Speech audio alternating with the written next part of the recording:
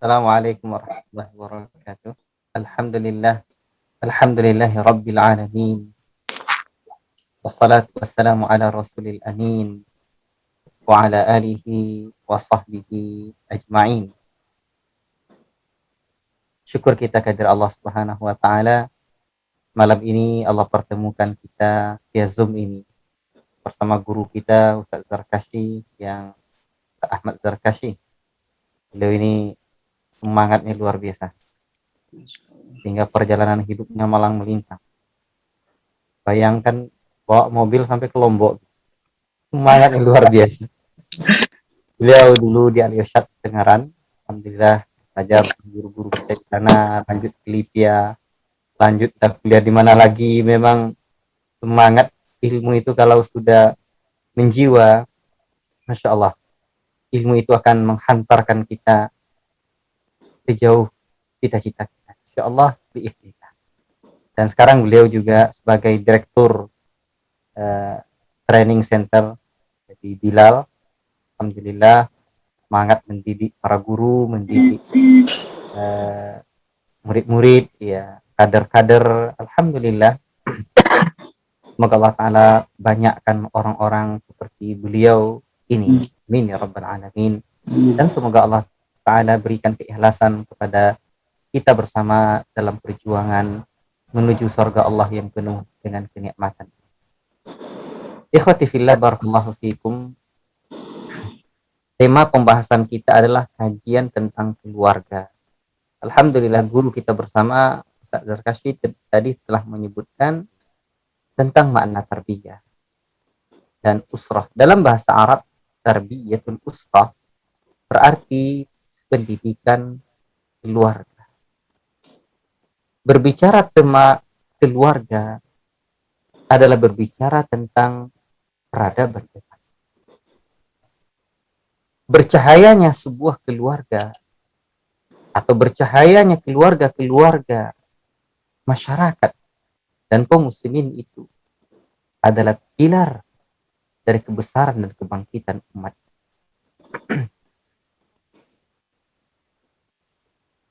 Dakwah dan tarbiyah bermula dari rumah, berpusat di masjid, bermuara kepada umat. Hasilnya adalah peradaban umat. Ketika berbicara tentang pendidikan, yang mempengaruhi anak itu minimal 5 hal. Pertama, keluarganya. Yang kedua adalah lingkungannya. Yang ketiga adalah sekolahnya. Yang keempat adalah tontonan.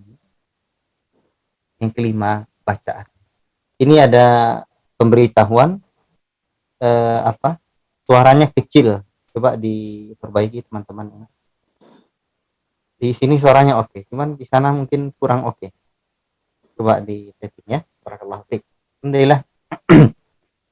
Ini teman-teman yang hadir banyak dari mana-mana saya. Alhamdulillah. Jazakallah khairan, jazakumullah khairan. Kita sama-sama belajar. Dan yang perlu diingat, saya Ustaz Zarkashi, kami di sini tidaklah lebih baik dari antum yang mendengarkan.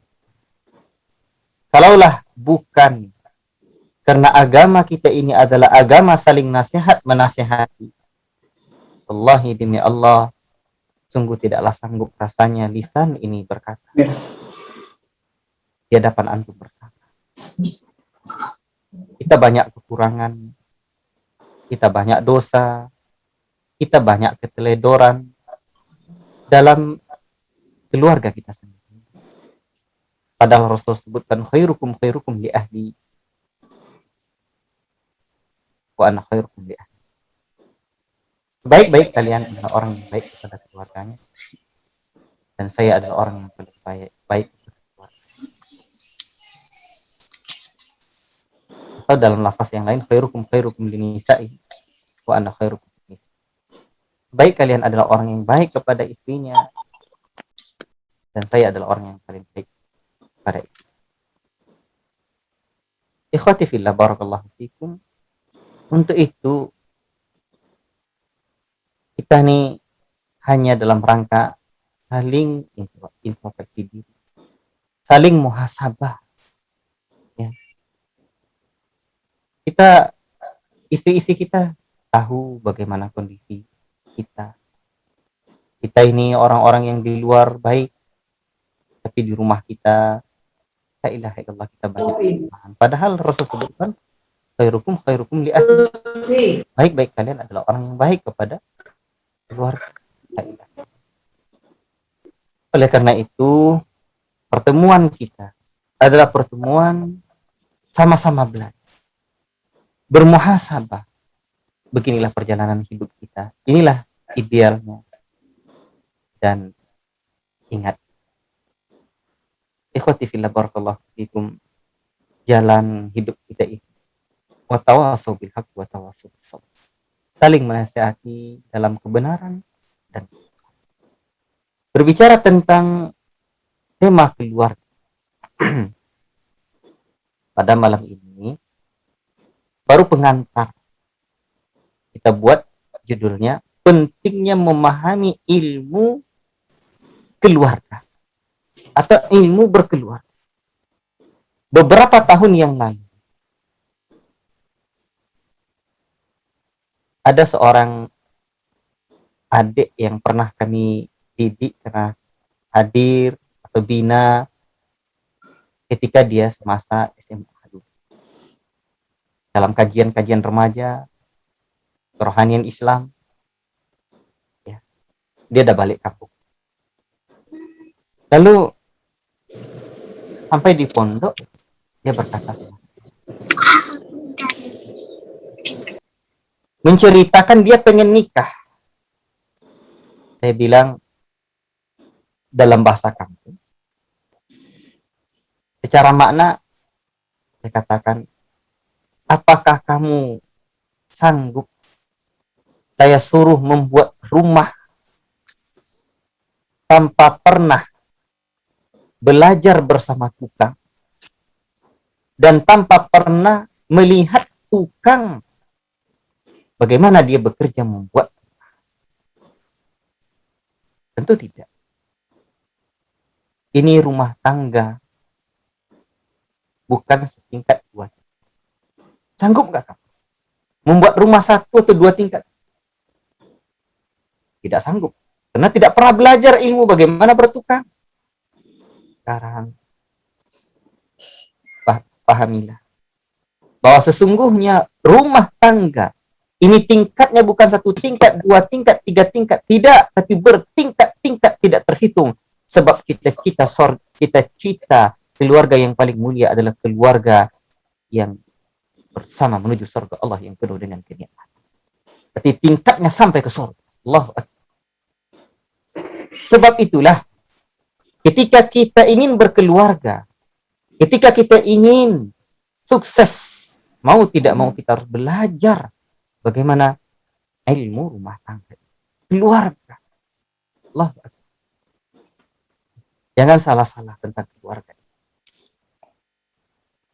Walaupun mungkin hanya tinggal di gubuk derita, rumah papan, bahkan dindingnya hanyalah mungkin kulit kayu, beratapkan daun. Sudah reot dan rapuh.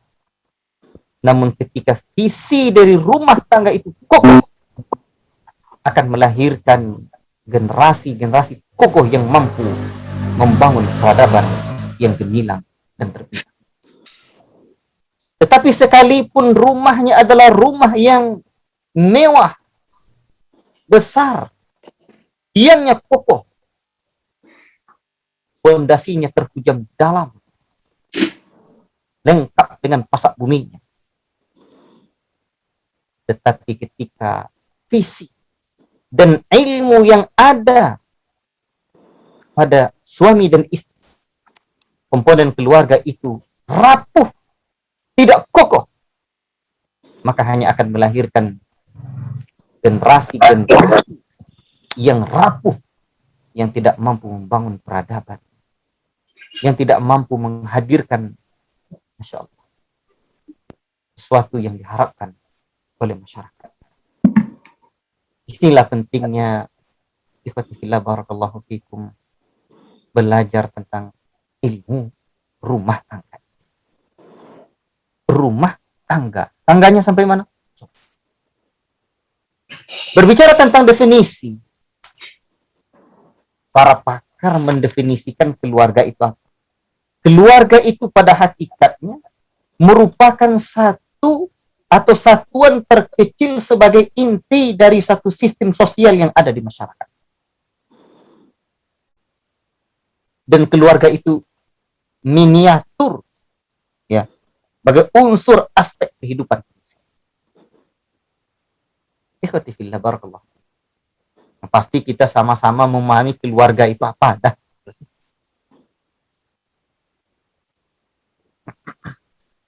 Ikhwati fillah barakallahu fikum. Ilmu keluarga yang akan kita pelajari bersama sumbernya apa? Ketika hari ini banyak para ahli menawarkan solusi parenting, ilmu rumah tangga, alhamdulillah, yang baiknya baik, yang tidak baiknya juga kita perlu hati-hati. Kita sebagai seorang mukmin ingat, agama kita adalah agama yang komprehensif. Dan ingat juga, yang menciptakan kita adalah Allah. Tentu Allah Ta'ala tahu yang terbaik untuk kita. Ilmu Allah Ta'ala itu maha luas. Tidak pernah, Allah juga tidak pernah ada lupa dan salah. Maka oleh sebab itulah, aturan syariat yang Allah Ta'ala turunkan kepada manusia adalah syariat yang hak dan akan mendatangkan kemaslahatan besar. Kita teringat betul apa yang pernah disampaikan oleh Syekh Sulaiman Ar-Ruhaili hafizahullah Ta'ala, inna dinana al-islami dinun jama'al mahasina kull. Sesungguhnya din kita ini adalah agama yang ya, ada padanya semua kemaslahatan. Tidaklah kemaslahatan untuk dunia dan akhirat kita, melainkan Islam telah mengajarkan kepada kita. Dan tidaklah sesuatu yang mendatangkan mudarat kepada kita, melainkan Islam telah mengajarkan. Allah Ta'ala telah syariat. Allah. Untuk itulah, inna dina indallahil Islam. Sesungguhnya din yang benar di sisi Allah Ta'ala adalah al-Islam. Bahkan Allah Ta'ala sebutkan, وَمَنْ يَبْتَغِي غَيْرَ الْإِسْلَامِ دِينًا فَلَا يُقْبَلَ مِنْهُ وَهُوَ فِي الْآخِرَةِ مِنَ الْخَاسِرِينَ. Barang siapa yang mencari din. Apa itu din? Din itu agama. Agama itu apa? Aturan hidup. Allah. Dan nilai yang ada di dunia hanya dua. Hak dan batil. Benar dan salah. Manakan yang hak? Al-haqqu min rabbika fala takunanna minal mumtarin. Kebenaran datang dari Rabbmu. Dengan kamu ragu. Manakah yang batil? Yang datang dari selain Allah dan bertentangan dengan syariat Allah Ta'ala. Oleh karena itu, ingat, dan tidak ada nilai yang ketiga selain hak dan yang batil. Kalau bercampur antara yang hak dengan yang batil, wala talbisul haqqa bil batil. Jangan campur adukkan antara yang hak dengan yang batil. Sebab itulah, ingat, ikhwati fillah barakallahu fikum, Allah Ta'ala sudah sebutkan, ya ayyuhalladzina amanu dukhulu fis silmi kaffah wala tattabi'u khutuwatis syaitan. Wahai sekalian orang-orang yang beriman, masuklah kalian ke dalam Islam itu secara kafah dan jangan kalian ikuti langkah-langkah syaitan. Itu artinya kita haruslah menjalankan syariat yang Allah Ta'ala ajarkan kepada kita. Syariat yang Allah Subhanahu wa Ta'ala ya telah turunkan kepada kita. Ikhwati fillah barakallahu fikum.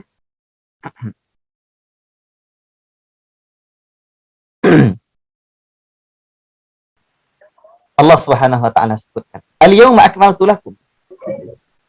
Sebelum saya lanjutkan, saya ingatkan, ini yang ikhwan, akhwat, bapak, ibu untuk menjaga videonya. Saya tidak izinkan untuk membuka videonya. Yang ibu-ibu dijaga betul ya, dan nanti teman-teman yang lihat di mute saja. Itu ada caranya mati. Barakallahu fiikum. Ya mungkin ibu-ibu kita kadang lupa apa dijaga betul, kadang apa aurat kelihatan dan yang lain. Barakallahu fiikum. Baik, ingat Allah Subhanahu wa taala tidak hanya menyuruh kita untuk mengikuti din, aturan hidup yang Allah Ta'ala turunkan ini, tapi juga ada alasannya. Ya, Allah Ta'ala yang ciptakan kita. Tentu Allah Ta'ala tahu yang terlebih baik untuk kita. Dan Allah Ta'ala sudah sebutkan, Al-yawma akmaltu lakum, wa atmamtu alaikum ni'mati, wa raditu lakumul Islam madina. Pada hari ini telah kusempurnakan agamaku untukmu. Dan aku telah ridha Islam itu sebagai din untukmu, agama untukmu. Dan aku telah sempurnakan nikmatku untukmu. Ingat, agama ini adalah agama yang sempurna. Ketika kita berdoa kepada Allah, Rabbana atina fid dunya hasanah wa fil akhirati hasanah wa qina adzabannar. Ya Rabb kami, berikan kami kebahagiaan di dunia dan di kebahagiaan di akhirat. Allah bukan hanya sekedar mengajarkan doa, Rasul bukan hanya sekedar mengajarkan doa. Sesungguhnya doa itu adalah cita-cita kita, harapan kita. Tidak sekedar hanya harapan hampa. Allah Subhanahu wa taala mengajarkan kita bagaimana langkahnya. Sebab kalau hanya sekedar harapan tarjun najata walam tasuk masalikaha innas safinata la tajri 'ala. Engkau inginkan kesuksesan tapi engkau tak tempuh jalannya, sungguhnya bahtera taklah buat darah. Karena itu yang ingin saya sampaikan, jalan manakah yang kita tempuh, manakah panduan hidup kita dalam rumah tangga ini, akan kita pelajari. Raya kita terus belajar dari para ulama kita. Para ulama, Masya Allah, inilah pewaris para nabi. Untuk itu baru kita belajar dari kitab-kitab mereka. Baik, ini yang penting. Sebab Allah Subhanahu wa taala syariatkan Islam biar relevan setiap waktu. Sebab Allah Subhanahu wa taala ilmunya maha luas. Allah taala tahu apa yang dibutuhkan oleh manusia di zaman Nabi, dan Allah taala juga tahu apa yang dibutuhkan oleh manusia di zaman milenial dan era disrupsi. Allah juga tahu apa yang dibutuhkan oleh manusia di zaman corona. Karena itu jangan ragu tentang syariat Allah Subhanahu wa taala. Baiklah.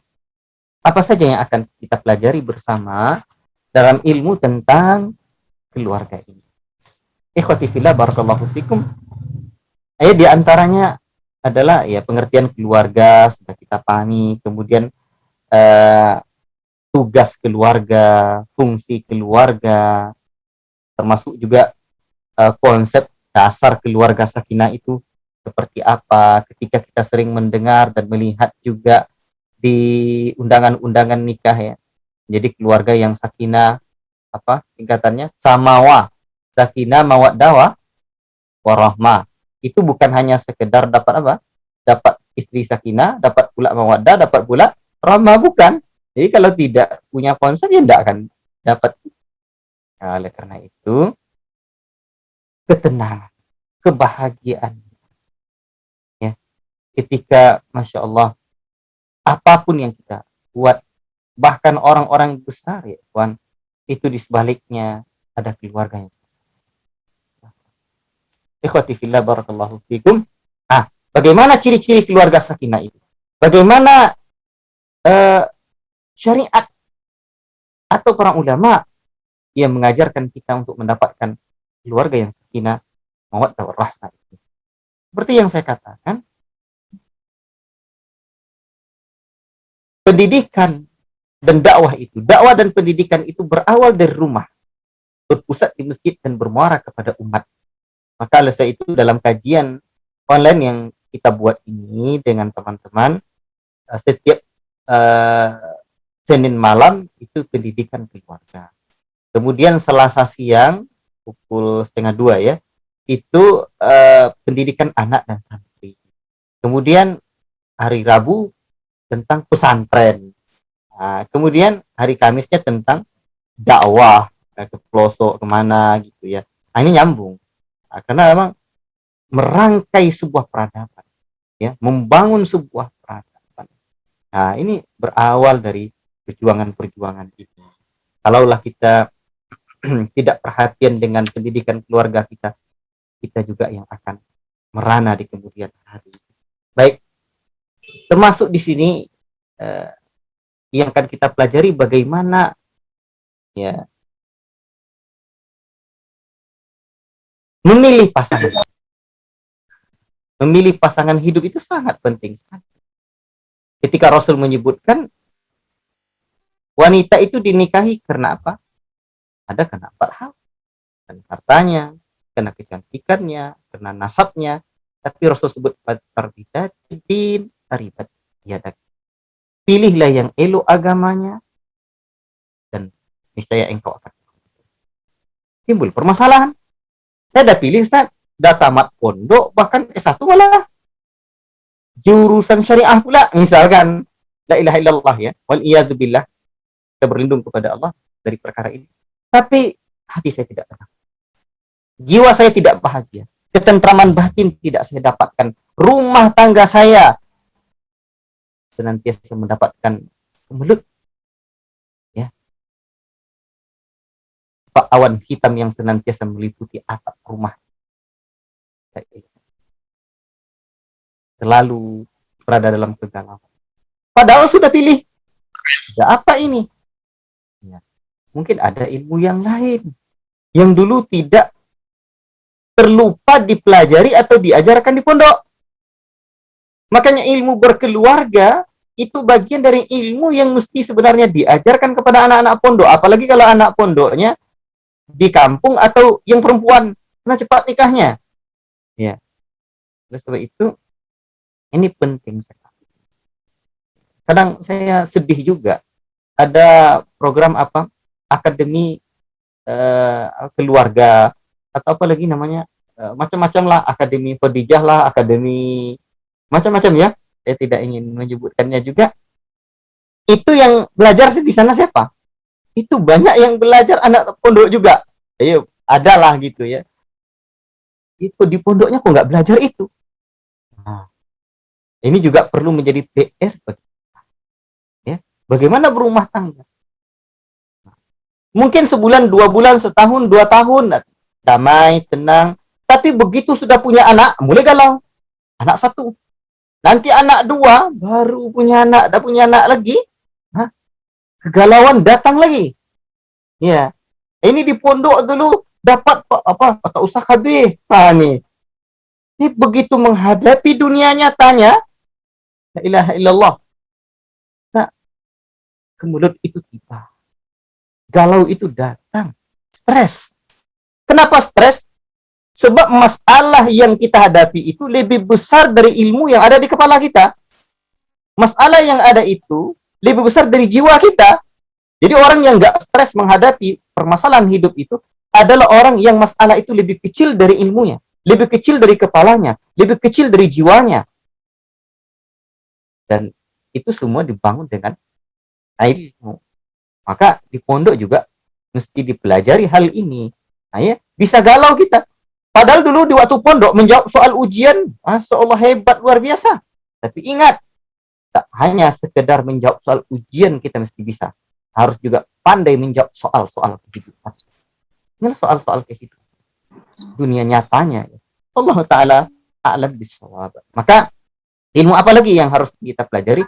Jadi memilih pasangan. Pasangan yang seperti apa yang mesti kita pilih? Ternyata pasangan yang nanti bisa mendidik anak, yang bisa mendidik istri, ya, mendidik apa? Mendidik anak, ya, bertahap. Nah, itulah seorang ibu. Al-ummu madrasatul ula. Ibu itu adalah tempat pendidikan yang pertama. Allahu Akbar. Maka untuk mencari istri, carilah istri yang bisa menjadi madrasah pertama bagi anak-anak. Menjadi suami juga begitu. Ya, apa? Memilih suami juga begitu. Tidak sekedar hanya apa? Tidak sekedar hanya pilih suami saja. Maka ingat yang saya katakan tadi, ini membina rumah tangga tidak sembarangan saja. Ini tingkatnya rumah yang akan kita buat ini sampai ke sorga. Maka belajarlah ilmu rumah tangga ini. Apalagi Ustaz yang akan kita pelajari bersama, insya Allah Ta'ala ya. Termasuk nanti kita bersama guru kita Ustaz Ahmad Zulkasyi, nanti kita belajar bagaimana fikih usrah, fikih keluarga, ya, bagaimana nanti hukum-hukum nikah begini ya, hukumnya seperti apa. Ini jangan-jangan wali nikah kita tak siapa-siapa, jangan-jangan ya hukum-hukumnya itu keliru kita. Nah, itu perlu mendapatkan bimbingan, termasuk juga mulai pranikah hukumnya seperti apa, nikah seperti nazar, khidbah, kemudian walimahnya seperti apa. Ini walimah itu baralik, kalau kami di alam Sumatera ini kan baralik gadang. Jadi baralik gadang ini nikahnya mau barokah. Doanya apa? Barakallahu laka wa baraka alaika wa jama'a bainakum fi khair. Semoga Allah memberkahimu dan memberkahi atas kalian berdua. Ya? Dan semoga Allah mengumpulkan kalian dalam kebaikan. Yang kita inginkan dalam nikah itu barokah, tapi dibuat acara-acara yang tidak mendatangkan barokah. Ya. Maka oleh sebab itu ini juga harus kita pahami. Adab-adab walimah, adab-adab apa? Malam pertama, adab-adab. Ini banyak yang harus kita pelajari, ya. Ikhwati fillah, barakallahu fikum. Ingat, berkeluarga itu bukan hanya sekedar penyatuan antara suami dan istri. Bukan. Berkeluarga itu adalah penyatuan keluarga besar kita. Keluarga besar istri dan keluarga besar suami. Nah, bagaimana kita bersikap dengan mertua kita? Bagaimana mertua bersikap kepada menantunya? Ini ada ilmunya. Lihatlah bagaimana Rasul dengan Ali radhiyallahu taala anhu. Bahkan kita, maka kalau ilmu keluarga ini sekarang tidak untuk yang muda-muda saja, yang tua juga. Bagaimana ketika hadir sosok menantu? Lihatlah bagaimana Rasulullah SAW ketika Ali radhiyallahu taala anhu ada ujian dalam rumah tangganya, ada sedikit permasalahan, Ali pergi ke masjid. Allahu Akbar. Rasul datang, nengok, Rasul lihat Ali tidak ada di rumah Fatimah radhiyallahu taala anha, anak beliau. Ternyata Rasul tanya, Ali di masjid. Ali tengok sana. Bagaimana cara Rasul menyelesaikan itu? Allahu Akbar. Luar biasa Rasul. Rasul tidak besarkan hal yang kecil itu. Ya, Rasul cukup mengatakan, "Kum ya Abu Turab." Ya, berdiri wahai Abu Turab. Kalau Ali sudah guling-guling di masjid.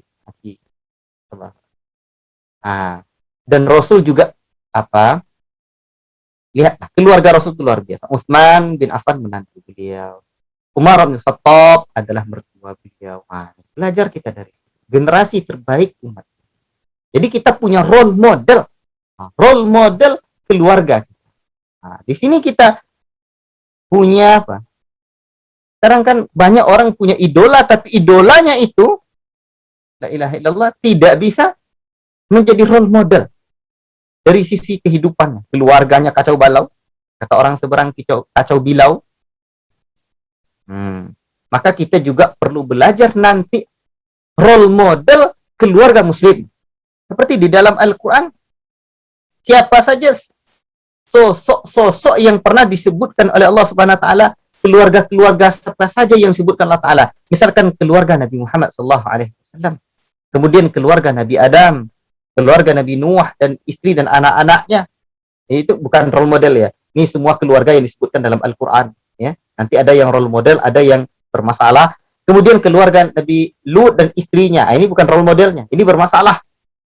Tapi yang pernah disebutkan oleh Al-Qur'an ini, keluarga Nabi Yakub, Yusuf dan saudara-saudaranya. Keluarga Nabi Musa, ibu, kakak, istri, mertua, keluarga Imran dan Maryam. Ini role model ini. Imran dan Maryam. Ya, Nabi Musa juga. Keluarga Nabi Daud dan Nabi Sulaiman. Keluarga Nabi Ibrahim alaihissalam.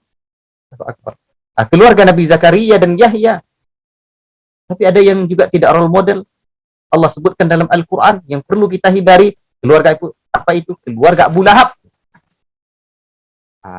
Ini diantara hal yang perlu kita pelajari di dalam kajian-kajian kita ini ke depannya, insyaallah ta'ala. Ikhwati fillah, Bapak Ibu yang saya muliakan karena Allah Subhanahu wa taala, keluarga itu tidak hanya istri, tidak ada hanya suami, tapi ibu, istri, anak, kemudian suami, anak, ayah, saudara. Tugas-tugas istri, ini juga perlu kita pelajari. Tugas istri itu apa? Ada kitab yang bagus, Hukukul Mar'ah. Ini kitab luar biasa. Bayangkan, ini kitab yang besar sekali. Ini saya kasih, kita minta nanti menyampaikan materi tentang berapa halaman kitab ini, ya. Ada sekitar 1000 lebih halamannya. Ini hak-hak perempuan luar biasa itu. Jadi kita ini memang udahlah, ketika Allah Subhanahu wa taala sebutkan ya ayyuhalladzina amanu qu anfusakum wa ahlikum nara, wahai sekalian orang-orang yang beriman, peliharalah dirimu dan keluargamu dari siksa neraka. Dan Allah taala sebutkan kita lelaki ini ar-rijalu qawwamuna 'alan nisa. Rijal, lelaki itu adalah qawamnya para perempuan. Qawam itu apa? Sosok pemimpin, sosok pengayom, sosok pendidik. La ilaha illallah. Tugas kita selaku ayah, tugas kita selaku suami apa? Selaku suami, selaku ayah, selaku istri, selaku ibu. Ini tugas masing-masing harus kita pahami. Mari kita introspeksi diri nanti bersama-sama dalam hal ini. Saya terutama dan juga adik-adik kami yang pernah kami nikahkan di sini, ya, karena saya sudah jodohkan adik-adik kita ini tidak kurang dari 60 orang di pondok. Karena di antara strategi yang saya lakukan untuk pengembangan dakwah, adik-adik ini kita jodohkan. Tapi tak boleh kita paksa. Nanti dia tak suka, kita suruh juga. Jadi inilah ikhwati fillah, barakallahu fikum. Apalagi ilmu yang perlu kita pelajari nanti bersama di sini. Ya, ilmu tentang bagaimana mendidik anak, tahapan-tahapan usia. Mulai dari dalam kandungan, ya, umur anak sekian bagaimana. Ini contoh. Umur anak kecil usia 1 tahun yang perlu kita berikan apa? Dalam rahim apa? Dalam Al-Quran Allah Ta'ala kan sebutkan begini. Wallahu akhrajakum min butuni ummahati. Allah Subhanahu wa Ta'ala yang telah mengeluarkan kalian dari perut mak kalian, dari perut ibu kalian. Jadi yang membuat ibu-ibu ini bisa melahirkan itu Allah Subhanahu wa Ta'ala. Karena Allah Subhanahu wa Ta'ala sendiri sebutkan wallahu akhrajakum min butuni ummahatikum. Allah yang mengeluarkan kalian dari perut ibu-ibu kalian. La ta'lamuna syai'a. Kalian tidak tahu apa-apa. Allah Subhanahu wa Ta'ala berikan kita rezeki. Wa ja'ala lakumus sam'a wal absara wal af'idata la'allakum tashkurun. Allah Subhanahu wa Ta'ala jadikan ada pendengaran, penglihatan, dan akal agar kalian bersyukur. Ternyata dalam ayat ini ada urutan penguatan. Ya, ternyata yang pertama kali Allah Ta'ala sebutkan telinga. Maka usia anak masih dalam kandungan, ternyata yang lebih dominan menangkap itu adalah telinga. Maka ketika seorang ibu memperdengarkan Al-Quran, memperdengarkan ucapan yang baik, adab kepada orang tuanya, adab kepada suaminya, itu berpengaruh kepada kejiwaan anak. Itu terekam oleh anak. Kemudian ketika anak lahir, usia sampai 1 tahun, ya, itu masih telinganya. Maka ketika seperti orang-orang di negeri Mauritania, yang terdengar oleh anak-anak di usia itu adalah Al-Quran, Al-Quran, Al-Quran, Al-Quran. Jadilah ia ahli Quran. Setelah itu apa lagi? Lanjut. Ternyata Allah Subhanahu wa Ta'ala sebutkan sambungan ayat itu penglihatan lagi. Ini ternyata yang lebih dominan setelah itu, setelah telinganya kuat adalah pendengaran. Pendengarannya wal absar, mata. Tadi pendengaran, ini penglihatan. Jadi apa yang dilihat oleh anak dari orang tuanya itulah yang dikerjakannya nanti sebagai teladan. Baik buruknya pandangan mereka adalah diri. Setelah itu baru akal wal afidah, akal. Barulah kita banyak bisa, ya, berdialog, kemudian memberikan apa untuk cerita-cerita, mendatangkan nalar, ya. Ini kan penting sekali untuk kita pelajari. Tapi kalau masih kecil, ini sudah dibentak, ini sudah itulah dia penzoliman atau kurang adabnya kita kepada anak. Kurang adab itu apa? Biadab. Cuma hanya 2 saja. Kalau kita tidak beradab, ya biadab. Oleh sebab itu, mau tidak mau, marilah kita sama-sama belajar, saya dan antum semua, antuna, ibu-ibu yang kami muliakan karena Allah tabaraka wa taala, mari belajar sama-sama untuk menjadi seorang orang tua yang menjadi muaddib dan muaddibah bagi anak-anak, pendidik bagi anak-anak, orang tua yang beradab. Nah, walaupun nanti kajian di dalam pendidikan keluarga ya lebih khusus, ya kajian dalam pendidikan anak dan santri lebih khusus, tidak ada waktu kita siang ya, jam kalau tadi hari Selasa 1:30. Tapi di pembahasan keluarga ini juga kita bahas, karena rumah tangga itu ya disinilah letak kebahagiaan, bukan hanya kita. Baik waktu terus berjalan, kemudian ketahanan keluarga seperti ya, karena sesungguhnya kita sangat ironis sekali. Bahkan dalam data yang disebutkan oleh salah seorang uh, pemerhati keluarga di negeri ini ya, seperti yang disebutkan oleh Profesor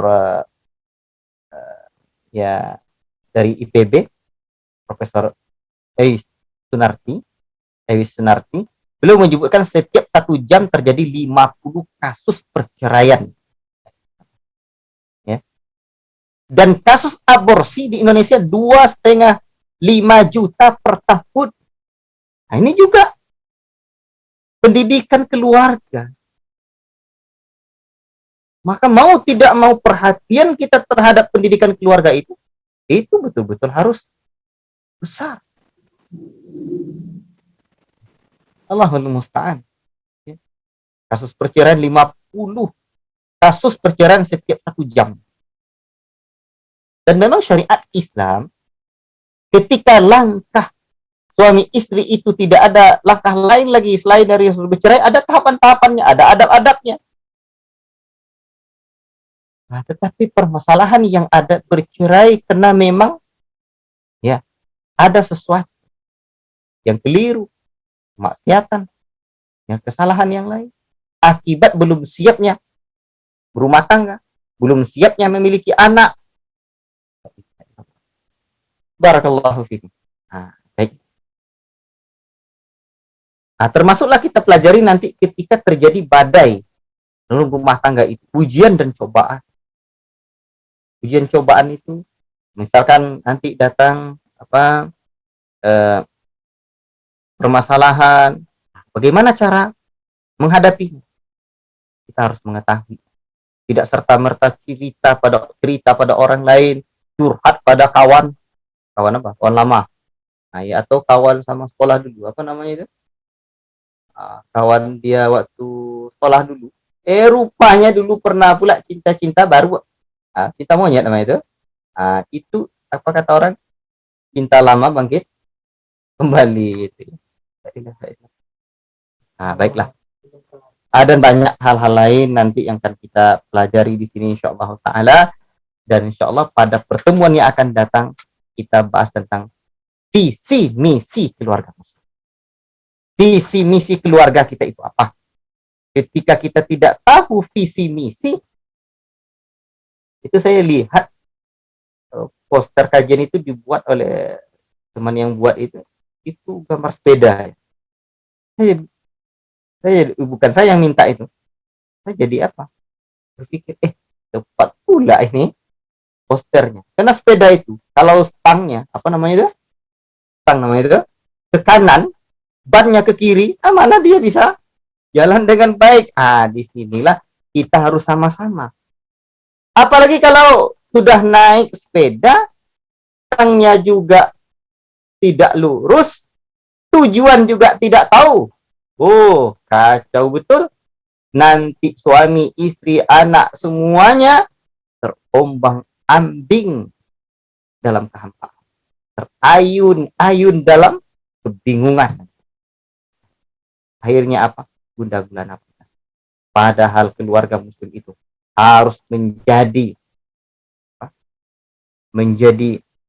yang terdepan dalam membangun peradaban itu. Karena Allah Subhanahu wa taala menyebutkan tentang hamba-hamba Allah taala yang baik itu, sifat mereka itu mereka berdoa, Rabbana hablana min azwajina wa dzurriyyatina qurrata a'yuni waj'alna lil muttaqina imama. Cita-citanya itu apa?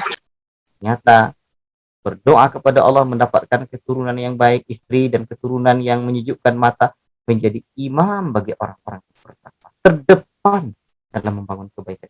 Wallahu taala alam bisawab. Mungkin ini dulu dari saya. Ini sudah 12:17 ya. Dan saya kembalikan kepada tuan guru kita, Ustaz Ahmad Zarkasi, untuk memberikan tambahan-tambahan atau kalau ada diskusi, tanya jawab, Bapak Ibu semua, adik-adik kami atau kawan-kawan semuanya, kita sama-sama belajar.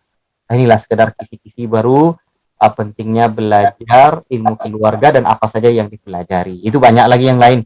Saya tidak berurutan tadi menyebutkannya, apa yang teringat aja sampaikan. Jadi inilah mudah-mudahan kita bisa belajar bersama atau belajar pada guru-guru kita dengan majelis-majelis yang seperti itu. Wallahu taala alam bisawab. Wassallallahu wasallam ala nabiyyina Muhammad wa ala alihi washabihi ajmain. Fadhal Ustaz. Baik, Ustaz, jazakumullah khairan jaza atas ilmu yang diberikan kepada kita. Dan sini kami sedikit mencatat penjelasan Ustaz tentang pertama keluarga, lingkungan, sekolah, tontonan, dan perkataan. Ini yang perlu kita perhatikan ya. Karena bacaan Ustaz. Yang Ustaz? Yang kelima bacaan. Oh, saya afwan Ustaz. Bacaan, Masya Allah. Nah, alhamdulillah. Dan nanti insya Allah ini berkesinambungan seterusnya. Insya Allah kita akan sharing di sini sebagaimana yang dibilang Buya kita, kami atau kita tidak lebih baik daripada pendengar ya. Cuman di sini kita sharing, sama-sama kita belajar.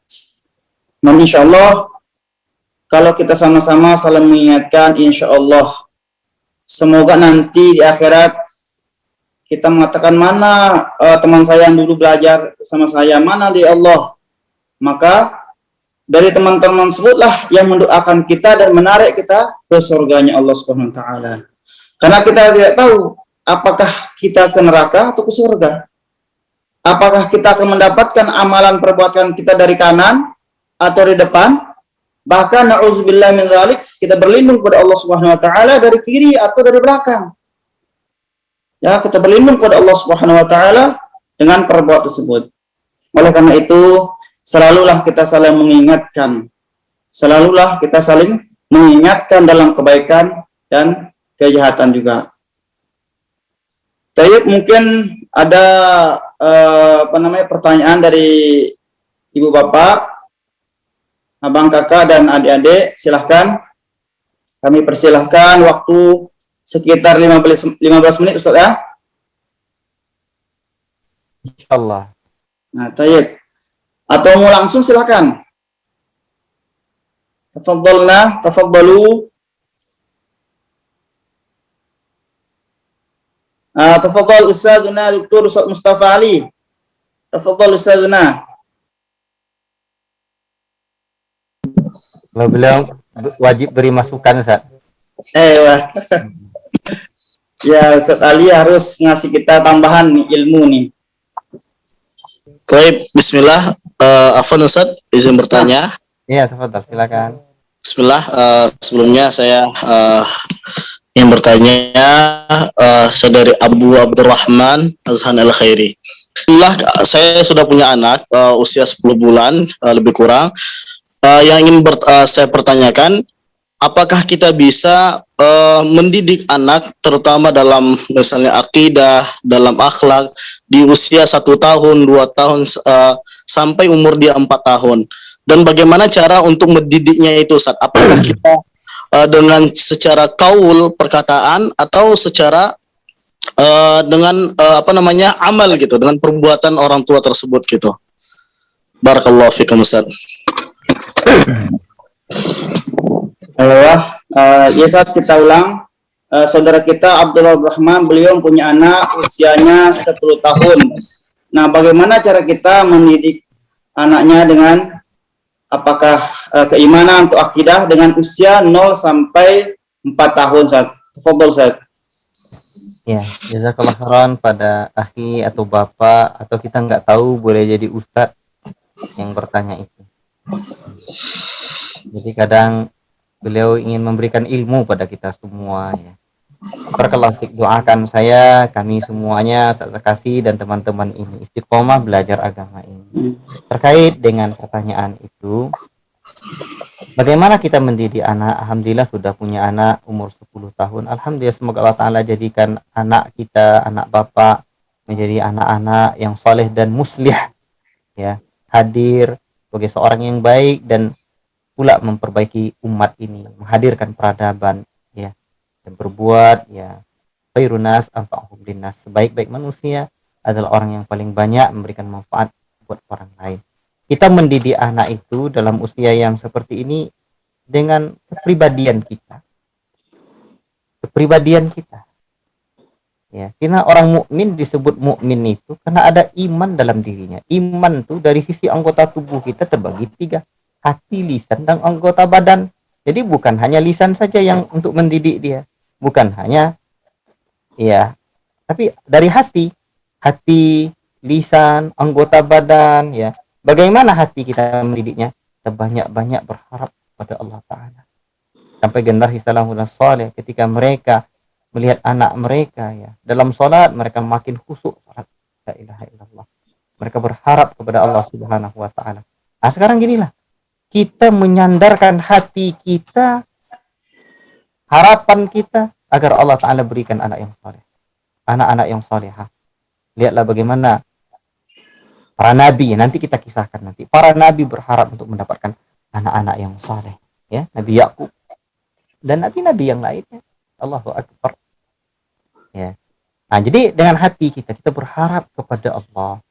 Dan dengan lisan seperti apa? Nah, dengan lisan kita nih memperdengarkan yang baik-baik kepada anak. Anak 10 tahun itu ya kita gendong.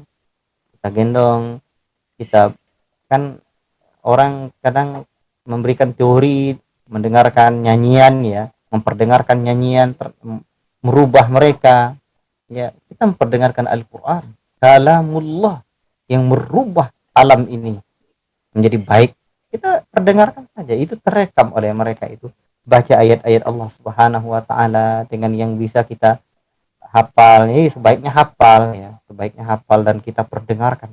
Allahu Akbar. Beruntunglah orang-orang yang hafiz Quran, hafizatul Quran, yang bisa membacakan Al-Quran ini ya buat anak-anaknya mulai dari juz pertama sampai juz terakhir. Ya, perdengarkan terus, itu terekam itu. Memorinya menyimpan itu. Besok dia buka aja lagi. Nah, ini di Mauritania itu seperti itu. Mak mereka membacakan Al-Quran kepada mereka itu luar biasa. Itu dari lisan. Nah, dari anggota badan, anak itu butuh kehangatan. Ya, sikap kita ya, luar biasa. Dan Masya Allah ya, jangan mengira anak yang seumur itu tuh tidak merekam. Ya. Ada sisi-sisi tubuhnya itu yang sudah merekam. Oke, kalau menurut penelitian jangan tung saja ya sudah bisa merekam. Ya, itu berpengaruh darah nanti semua yang lain-lainnya. Akbar. Maka dari sikap kita itu, nah, mungkin bercerita aja sama anak seperti orang yang dewasa aja nggak apa-apa. Seperti orang dewasa saja. Ya, misalkan ya melihat alam, melihat tumbuhan, melihat hewan, dan melihat kitab juga kita. Nah, ceritakan hal-hal yang seperti itu. Masya Allah, Abi sayang sekali sama kamu, Umi sayang sekali sama kamu. Nah, kan kadang ada kakaknya. Ayo ini ada adik kita. Yuk, kalau udah ada kakaknya ya, atau yang lain kalau tadi masih punya anak 10 tahun ya mungkin. Nah, ya kita perdengarkan apa yang baik, kita contohkan apa yang insya Allah Ta'ala mereka terekam pada mereka semua. Apa yang diperdengarkan Al-Quran, kemudian iman nih masukkan. Iman nih. Berat menanamkan iman. Berat sekali. Tapi itulah, kalau kita jiwai pendidikan anak 0 sampai 7 tahun itu, Masya Allah, makin tambah pula iman kita. Bahkan untuk menanamkan iman pada anak dan pada diri kita pada saat-saat usia anak seperti ini. Cuman kita mendidik itu memang harus dari hati. Kalau tidak dari hati, tidak apa. Oh, saya tidak bisa Ustadz. Tidak ada kata tidak bisanya. Kata tidak bisa itu tidak. Saya harus bisa, itu yang harus kita belajar. Nah, Allah Ta'ala kan sudah sebutkan apa, menjahada fina lanahdina subulana. Jadi siapa yang menempuh jalan Allah, ya Allah Subhanahu wa taala akan berikan petunjuk jalan itu. Wallahu taala a'lam bissawab. Tafadhal Ustaz kasih. Baik, alhamdulillah. Tambahan sedikit ya. Banyak kita jumpai istri-istri kita atau kakak-kakak kita ketika dia menyusui, banyak mereka menyambil. Maksudnya sambil menyusui, sambil main HP, sambil nonton TV yang tidak bermanfaat. Kalau bisa kita sarankan, usahakan istri-istri kita yang sedang menyusui jangan menyambil, ya, jangan menyambil. Karena coba kita perhatikanlah, apabila istri-istri kita atau kakak kita atau ibu kita menyambil megang HP, nonton TV, pasti adik kita atau anak kita atau ponakan kita dia meronta-ronta, dia nggak tenang. Tapi kalau dia didengarkan Al-Quran, pasti dia tenang, pasti dia tenang. Bahkan ada yang mengatakan riset, ketika anak itu lahir langsung dia menangis. Kenapa dia menangis? Ada yang mengatakan seorang anak itu dia kehilangan rohnya, kehilangan rohnya Allah, karena di dalam perut dia dijaga oleh Allah Subhanahu wa taala. Nah, maka ketika dia lahir anak tersebut menangis, maka ibulah sebagai pengganti, ya, pengganti rohnya dia yang menenangkannya, dikasih dia asinya, maka tenanglah. Jadi harapan kami kepada saudari-saudari kami, kepada bunda kami, kakak-kakak kami, tolonglah jangan disambil ketika menyusui. Syukron Ustaz, itu aja tambahan dari kami Ustaz. Allah jazakallah khairan Ustaz. Barakallah fiik. Ini ada pesan yang masuk di kolom chat ini Ustaz, cuman enggak di pesan ke admin ini. Ya. Gimana Ustaz? Kita baca Ustaz. Antum mungkin enggak bisa melihatnya. Ini biar saya lihat yang satu ini. Barakallah fiik. Barakallah fiik Ustaz. Barakallah. Apa ukuran kebahagiaan dalam sebuah rumah tangga? Ya, sebenarnya kita sendiri merasakan tidak bahagia. Ya, kita merasakan tidak bahagia. Ya. Baik. Ukuran itu, ukuran kebahagiaan sebuah rumah tangga itu tergantung dari sudut pandang mana. Kalau orangnya punya apa? Islamic worldview, cara pandang Islam. Nah, ya ukurannya, ya bukan ukuran materi. Ukurannya, karena orang Islam itu tidak memandang materi ini untuk mencapai kebahagiaan itu. Ajaban li amril mu'min. Menakjubkan urusan orang mukmin ketika dapat satu yang menyenangkan, dia bersyukur. Ketika dia dapat ujian, dia bersabar. Itu bahagia tuh. Hati yang mendapatkan kita bisa bersabar tuh bahagia. Allahu Akbar. Ya. Oleh sebab itu, sakinah mawaddah warahmah itu dalam bimbingan Allah Ta'ala itu tidak bisa diukur dengan materi. Tapi bisa diukur dengan apa? Dengan kedamaian hati yang dihasilkan oleh kesolehan. Ketika hati kita damai, tentram, nyaman, barokah rasanya hidup kita itu, dan itu dapatkan dengan kesolehan. Itulah kebahagiaan rumah tangga. Itulah kebahagiaan rumah tangga. Adapun yang dibuat oleh Departemen Agama, saya kan dulu PA. PA itu penyuluh agama ya di Departemen Agama dan PNS. Jadi itu kan standar keluarga sakinah itu. Kalau anaknya sudah kuliah sekian orang, apalagi kalau naik haji, kemudian rumah segini, ya itu kan standar sejahtera dalam ya pemerintah saja. Nah itu sekarang itu memang rumit. Seperti di Indonesia ini level pendidikannya paling rendah katanya. Itu cara ngukurnya bagaimana? Jadi cara ngukur itu yang akan mempengaruhi. Padahal Indonesia ini punya banyak pesantren yang luar biasa. Pendidikan di Indonesia ini menakjubkan. Cuman di lembaga survei itu pendidikan Indonesia jauh di bawah negara-negara yang seharusnya tidak maju dalam pandangan Islam. Ya, tapi begitulah. Oleh sebab itu, bagaimanakah khulasatul kalam? Apa ukuran kebahagiaan dalam sebuah rumah tangga?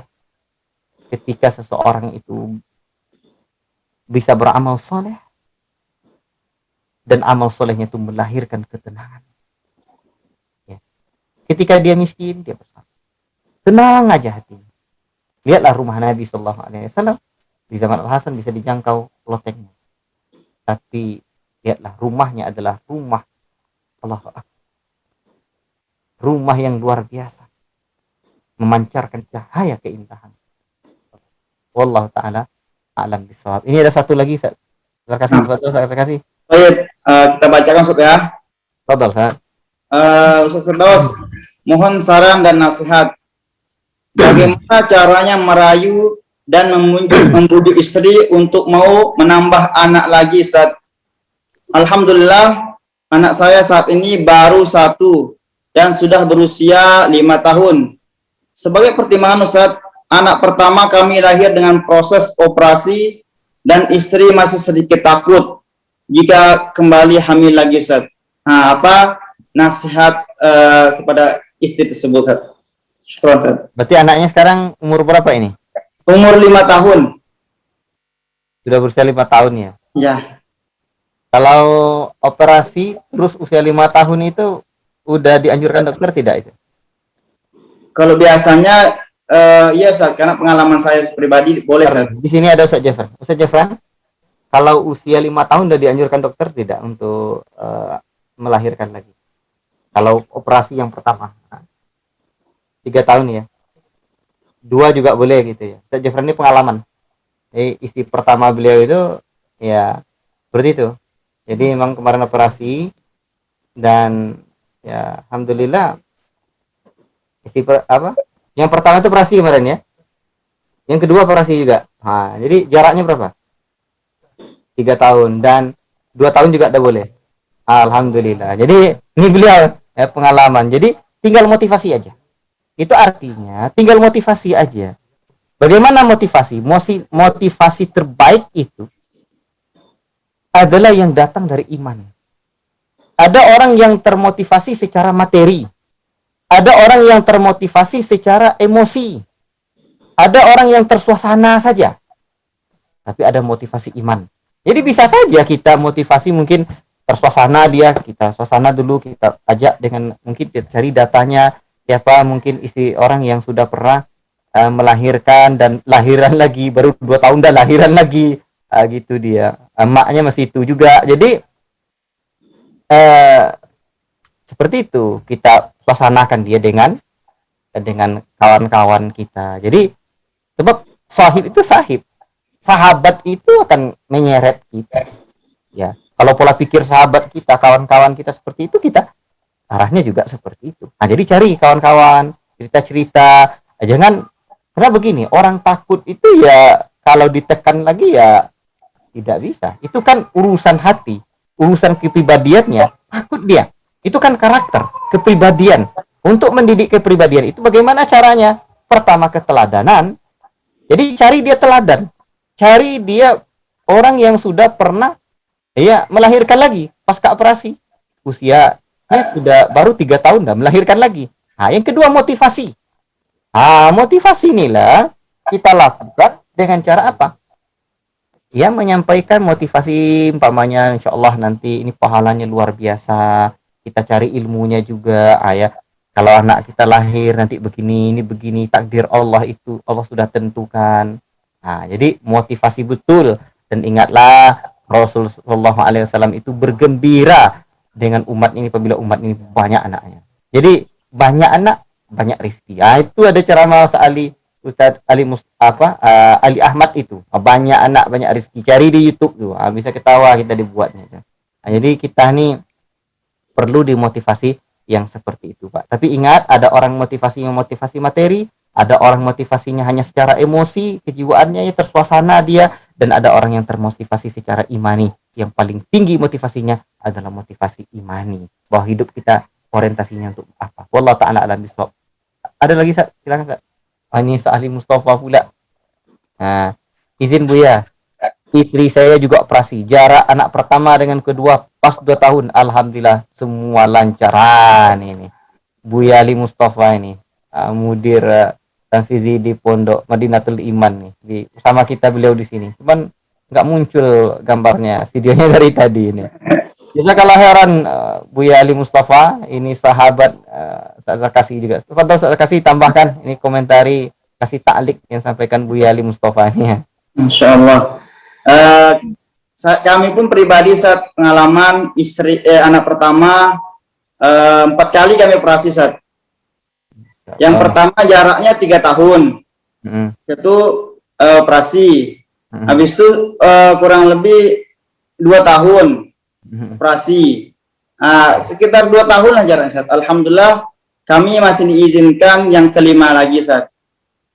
Nah, jadinya itu masih dari isi pertama itu.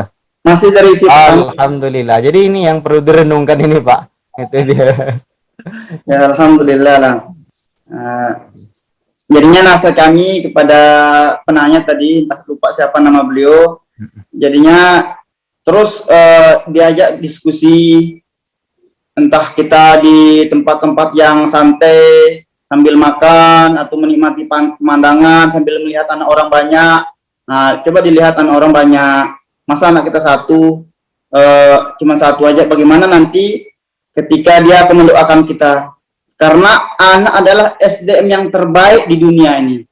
Tidak ada yang terbaik kecuali anak. Tentu anak yang soleh, bukan anak yang toleh ya. Karena anak tersebut yang akan mendoakan kita apabila kita telah wafat. Sholat, puasa, itu tidak bisa kalau kita dah mati. Maka anak tersebutlah sebagai SDM terbaik yang akan mendoakan kita. Itu aja dari kami Ustaz. Insyaallah. Jazakallah Ustaz, sebelum antum tutup kita berikan closingnya dahulu. Alhamdulillah kita dapat bertemu via Zoom malam ini dan alhamdulillah antusias sekali teman-teman. Jazakumullah khairan. Semoga Allah Ta'ala berikan kita taufik, berikan kita hidayah. Ingat ilmu itu adalah cahaya. Dan kebodohan itu tidak tahu ilmunya adalah kegelapan. Imam Ibnu Qayyim rahimahullah ta'ala pernah menyebutkan, saya pernah baca dalam tulisannya Syekhuna Abdul Razak, bahwa iblis itu pintu pertama, jalan pertama akan dihalanginya manusia adalah dari jalan ilmu. Sebab ilmu itu adalah cahaya, kebodohan itu adalah kegelapan. Ketika manusia berada dalam kegelapan, maka dengan mudahnya syaitan menggebuk-gebuki manusia itu. Karena itu terus, apalagi ilmu berumah tangga, ilmu keluarga ini adalah ilmu wajib. Ketika kita tidak memiliki ilmu ini, gelap aja yang terlihat, ya. Wajah itu udah gelap aja semuanya. Rumah itu udah gelap aja semuanya. Jadilah rumah kita bagaikan onak duri, penuh dengan onak duri, bukan rumah yang baiti jannati, rumahku sorgaku. Padahal seharusnya rumah itu adalah tempat menghilangkan penat. Namun bukan hanya itu, tapi untuk menenteramkan jiwa. Jadilah kita istri-istri, ya, tenang setenangnya malam. Jadilah kita suami yang bisa mengayomi keluarga kita, anak kita, istri kita, seorang pemimpin, seorang pengayom, seorang pendidik. Dan itu semua butuh ilmu. Ketika kemelut rumah tangga terjadi, syaitan pun datang. Ingat, syaitan itu luar biasa. Kita berlindung kepada Allah. Dan la ilaha illallah, jalan terbaiknya yang Allah Ta'ala syariatkan, ya, ternyata adalah ilmu. Dengan ilmu ini terus itu akan datang dia. Ilmu yang seperti apa? Ilmu yang datang dari Allah dan Rasulnya. Ingat perkara ini. Wallahu ta'ala a'lam bishawab. Semoga saya, antum semua diberikan keberkahan dalam harta dan keluarga kita serta keturunan kita oleh Allah Subhanahu wa taala. Untuk sekian dari saya, yang benar hanya dari Allah, yang salah dari pribadi saya yang menyampaikan. Wassallallahu ala nabiyina Muhammad wa ala alihi washabihi ajmain. Silakan Ustaz Zakasi. Baik, jazakumullah khairan Ustaz atas ilmunya dan pencerahannya yang diberikan kepada kita. Kita berdoa kepada Allah Subhanahu wa taala semoga buya kita diberikan kesehatan terus, diberikan umur yang berkah dan panjang, dan begitu juga saudara-saudara kami yang ikut atau yang mendengarkan. Semoga Allah Subhanahu wa taala berikan keberkahan rezeki, keberkahan umur. Alhamdulillah kita sudah di penghujung acara nih, dan insya Allah kita akan bertemu pekan depan di dalam Tarbiyatul Usrah atau pendidikan dalam keluarga. Nam naktafi bihadza qadar. Kita baca doa kepada majelis. Subhanakallahumma wa bihamdika asyhadu an la ilaha illa anta astaghfiruka wa atubu ilaika. Assalamualaikum warahmatullahi wabarakatuh. Waalaikumsalam.